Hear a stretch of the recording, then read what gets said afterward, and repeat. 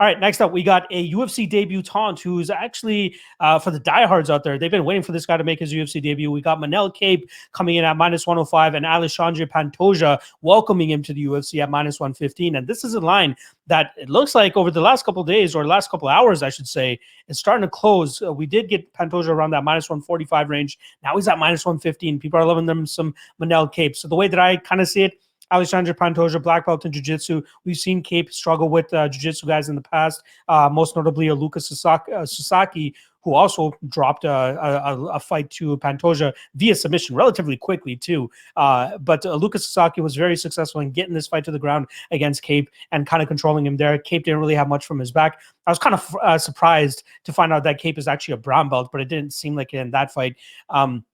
But then he goes on his next couple of fights and shows why he is the talk of the town over there in Japan. The guy goes out there and puts guys out. He has great hands, very explosive, covers range very well too. I like the power in his hands as well. Obviously, his most notable victory as of late was that Kai Asakura fight. That was a fight that he dropped prior via split decision in the past. Comes back, leaves the judges out of it, and just goes out there and decapitates this guy in the second round.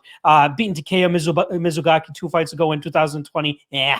You know what I mean? That's nothing, you know what I mean, right? Mizugaki was the shit back in like, what, 6-7 years ago? So not the biggest win, but at least he gets a UFC guy under his belt to add a little bit more glamour to his name. But I truly think that this is Pantoja gets him down early, submits him, or if this fight goes a little bit longer, we could see Kape probably take this guy's head off probably in the second or third round. And the reason I say that is you see Pantoja's cardio start to catch up to him roughly around that second round. In that third round against Askarov, you see him pretty much getting his face lit up by primarily a wrestler in Askarov. Like, he's just not as quick to like defending these strikes that are coming his way. His striking defense goes down the drain as his cardio starts to take a hit. So if Kape is able to survive and get this fight into the later rounds, I think he could very much toy with him on the feet and possibly knock him out. So the angle that I like here the most is actually the under 2.5. It's around that -150 range right now. But if you want to go for a specific method of victory props, I like Pantoja via submission, which is +250, or Kape via knockout, which is +220. So it depends on which side you're going on. I think either guy's live for a finish.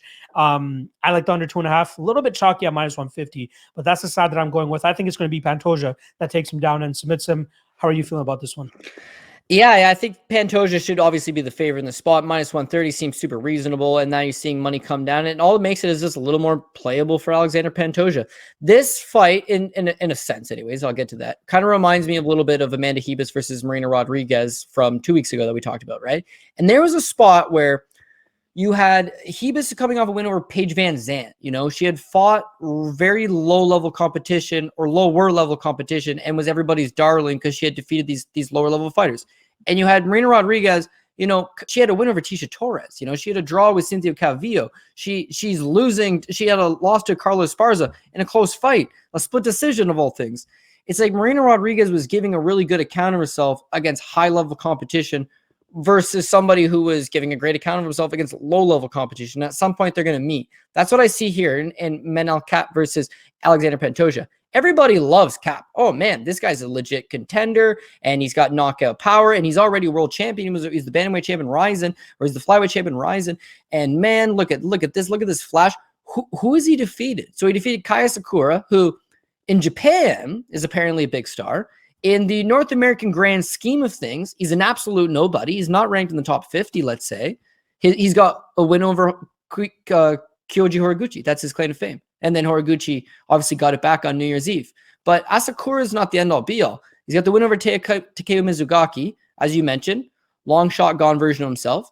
Seichiro Ito, that's not a quality victory, right? And then he lost to Ulka Sasaki, who was able to out-grapple him. When you saw Ulka Sasaki fight Pantoja, it didn't even seem like he had a clue what grappling was because Pantoja is an actual grappler. Monster. So we got a guy who's knocking out all strikers, okay? All the guys I named, all strikers in Japan, lower level guys, and he's knocking them out. He's allowed to wear shoes in the fucking fight. He's wearing wrestling shoes, okay? He's fighting in a ring.